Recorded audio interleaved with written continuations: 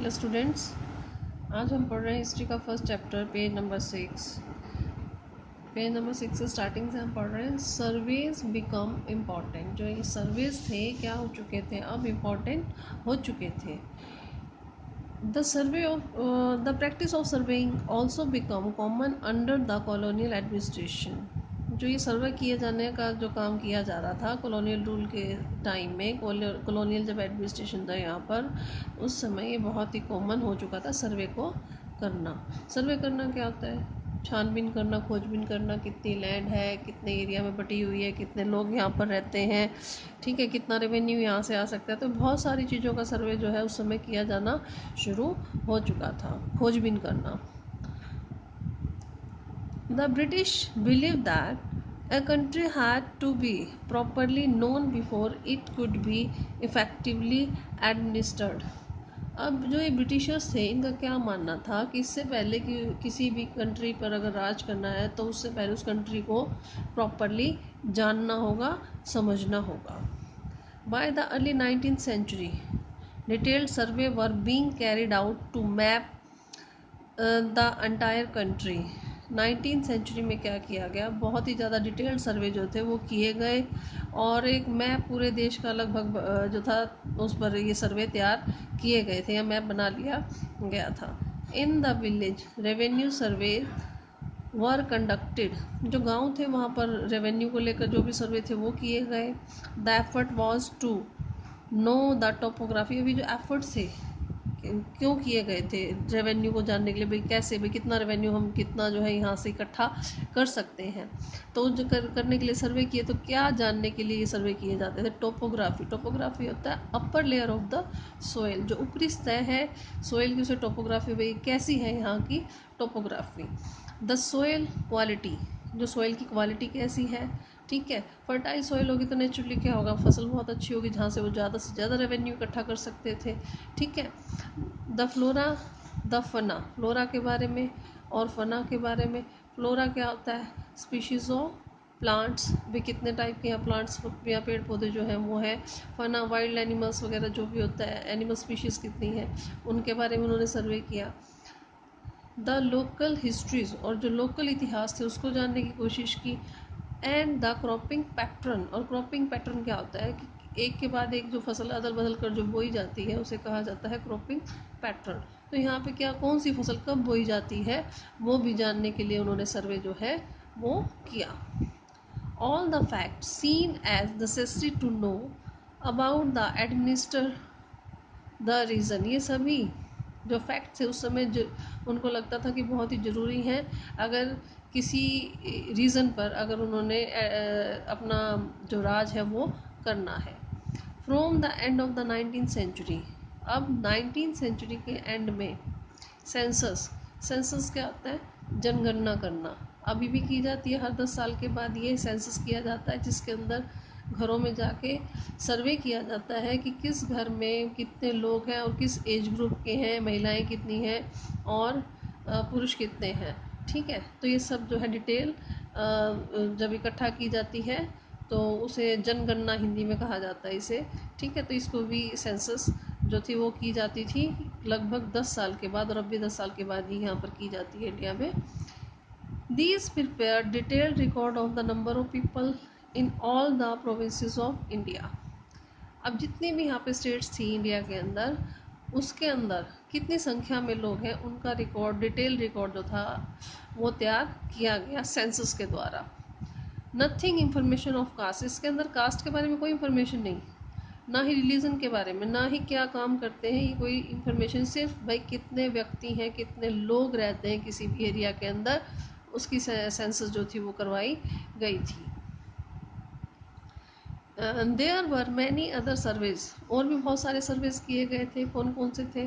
Botanical survey, zoological survey, archaeological survey, anthropological survey, forest survey. तो ये और भी कई जो रिलेटेड और जिनकी इनको सर्वे की ज़रूरत पड़ती थी वो सर्वे भी ब्रिटिशर्स ने यहाँ पर करवाए थे कॉलोनियल पीरियड के दौरान। अब नेक्स्ट है आपका यहाँ पर what official record do not tell.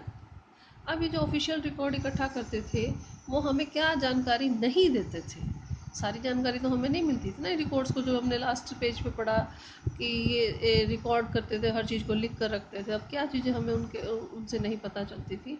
From the past corpus of record we can get to know a lot. ये जो इतना सारा रिकॉर्ड इकट्ठा किया था उससे हमें काफ़ी जानकारी मिलती है। But we must remember that these are official record. हमें ये भी याद रखना होगा कि ये सब क्या थे, ऑफिशियल रिकॉर्ड थे जो ऑफिस में यूज़ किए जाते थे।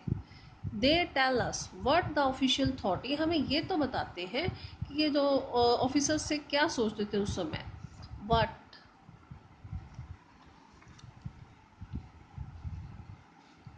दे वर इंटरेस्टेड इन, उनका इंटरेस्ट किस में था, and what they wish to preserve for posterity, और वो किस चीज़ को प्रिजर्व करके रखना चाहते थे। प्रिजर्व होता है बचा कर रखना चाहते थे, फॉर पोस्टेरिटी। पोस्टेरिटी तो आने वाली जनरेशन्स के लिए, भाई वो लिखित में किसके लिए वो संभाल के क्या रखना चाहते थे, उससे हमें ये तो पता चलता है। These records do not always help us understand what other people in the country felt, लेकिन इससे हमें जो देश में और लोग रह रहे हैं ना, कंट्री के जो और लोग हैं उनके बारे में, वो लोग क्या चाहते हैं, क्या सोचते हैं, उसके बारे में हमें कुछ नहीं पता चलता। या जो भी वो एक्शन कर रहे होते हैं उसके बारे में भी हमें इन रिकॉर्ड से कुछ पता नहीं चलता। सिर्फ ऑफिसर्स जो हैं उनके बारे में, उनकी सोच क्या है, सिर्फ वही पता चलता है। For that we need to look elsewhere. अब और कुछ जानना है हमें सोसाइटी के बारे में, लोगों के बारे में, तो हमें कुछ और चीज़ों को देखना होगा। When we begin to search for these other sources, we find them in plenty, though they are more difficult to get than official record. अब बहुत सारी और चीज़ें हमें ऐसी मिल जाती हैं जिसके अंदर हम जो है दूसरे और सोर्सेज से काफ़ी जानकारी जो है प्राप्त कर लेते हैं, लेकिन ये सब चीज़ें ऑफिशियल जो रिकॉर्ड्स हैं उसके अंदर कुछ भी ऐसा मौजूद नहीं है। We have diaries of people. कौन कौन सी और चीज़ें हैं, जैसे जो लोग डायरीज लिखते हैं, डिटेल लिखते हैं, आज हम यहाँ गए या वहाँ गए, जो भी डिटेल है उनसे हमें पता लगता है क्या क्या घटना है उस समय, लोगों की क्या सोच थी। ठीक है। अकाउंट्स ऑफ पिलग्रिम, पिलग्रिम्स होता है तीर्थयात्री, तीर्थयात्री जो लिखते थे, भाई जैसे तीर्थ यात्रा करने जाते थे तो वो जब जैसा देखते थे क्या कैसे एडमिनिस्ट्रेट हो रहा है, क्या लोग हैं, लोकल लोगों का क्या काम करते हैं, क्या उनकी सोच है, तो सब वो पिलग्रिम्स जो थे, जो तीर्थयात्री थे, उनके लिखा हुआ हमें मिलता है। या फिर जो ट्रैवलर्स थे वो भी लिखते थे। ऑटोबायोग्राफीज ऑफ इम्पोर्टेंट पर्सनैलिटीज़, जो इम्पॉर्टेंट पर्सनैलिटीज़ हैं, जो मशहूर जैसे हो जाते हैं पर्सनैलिटीज़, जो लोग होते हैं वो अपने बारे में अपनी डिटेल लिखवाते हैं। मैं कब पैदा हुआ, मैंने ये देखा, मैंने वो देखा, मैं तब इतने साल का था। ठीक है। तो ऑटोबायोग्राफी, जैसे अभी अमिताभ बच्चन है, अगर वो अपने बारे में पूरी डिटेल देने लग रहे हैं, अपनी जीवन जो पीछे उन्होंने जी चुके हैं, तो उसे ऑटोबायोग्राफी कहा जाएगा। ठीक है। तो उसमें हमें काफ़ी चीज़ें ये भी मिलेंगे, जब वो इतने साल के हुए थे तो उस समय के लोगों की सोच ये थी, काफ़ी जानकारी हमें लोगों के बारे में मिल जाती है। एंड पॉपुलर बुकलेट्स, और जो मशहूर किताबें उस समय की थी, that were sold in the local बाज़ार, जो उस समय लोकल बाज़ार में मिलती हैं, तो उनसे भी काफ़ी जानकारी हमें मिलती है। एज प्रिंटिंग स्प्रेड, जैसे ही प्रिंटिंग, बुक्स को प्रिंट करना जब शुरू हुआ, न्यूज़पेपर प्रिंट होने शुरू हुए, and issue were debated in public, उससे उसके बाद क्या हुआ, जो भी प्रॉब्लम्स होती थी, इश्यूज होते थे, उनको डिबेट किया जाता था लोगों के द्वारा। लीडर्स एंड रिफॉर्मर्स, लीडर्स का आपको पता है, रिफॉर्मर्स होता है समाज को सुधारने वाले। लीडर्स और जो समाज सुधारक थे, wrote to spread their ideas, वो लिखते थे ताकि उनके आइडियाज़ जो हैं वो ज़्यादा से ज़्यादा फैलें। पोइट्स एंड नॉवलिस्ट, जो पोइट्स होते थे, कवि होते थे, और जो नॉवल लिखने वाले नॉवलिस्ट होते थे, वो भी अपनी फीलिंग्स को एक्सप्रेस करते थे लिखकर। ठीक है। All the sources how ever were published by those, हालांकि ये जितने भी रिसोर्स, ये जो सोर्सेज थे, इनको पब्लिश किया जाता था किन के द्वारा, कौन लिखते थे, कि सब ये सब चीज़ें, सब ये पढ़े लिखे लोग थे, लिटरेट थे। लिटरेट मीन्स पढ़े लिखे लोग थे, जिन्हें पढ़ना लिखना आता नहीं था। लेकिन उस समाज के अंदर बहुत से ऐसे लोग भी थे जिनको पढ़ना लिखना नहीं आता था, तो अब उनके बारे में यहाँ बताया गया। Next, from these we will not be able to understand how history were experienced and lived by the tribal and the peasants, the workers in the mines और the poor on the streets. लेकिन history जो है वो हमें उनके बारे में नहीं बताती। ठीक है। उसके बारे में हमें उन लोग जैसे ट्राइबल पीपल्स थे या जो पीजेंट्स वगैरह होते थे या जो लोग माइंस के अंदर काम कर रहे होते थे, गरीब लोग जो थे, ज़्यादा हमें उनके क्यों वो लोग लिखता ही नहीं थे कुछ भी ऐसा अपने बारे में। ठीक है, उनको लिखना ही नहीं आता था तो वो अपने काम में ही लगे रहते थे। Getting to know their life is a more difficult task, उनके जीवन के बारे में जानना बहुत ही मुश्किल काम है। Yet this can be done, लेकिन फिर भी ये कर रहे हैं। If we can make a little bit of efforts, अगर थोड़ा बहुत अगर हम एफर्ट करते तो ये काम भी हम कर लेते हैं। When you read this book, जब तुम इस बुक को पढ़ोगे, you will be see how this can be done, कि ये कैसे किया जाता है, तुम्हें आगे इस बुक में ही आगे पता चलेगा। क्लियर है? अभी आज ये चैप्टर हमारा ख़त्म हो चुका है, इसको पढ़ लेना, अगर कोई प्रॉब्लम हो तो मुझसे डिस्कस कर लेना। Thank you.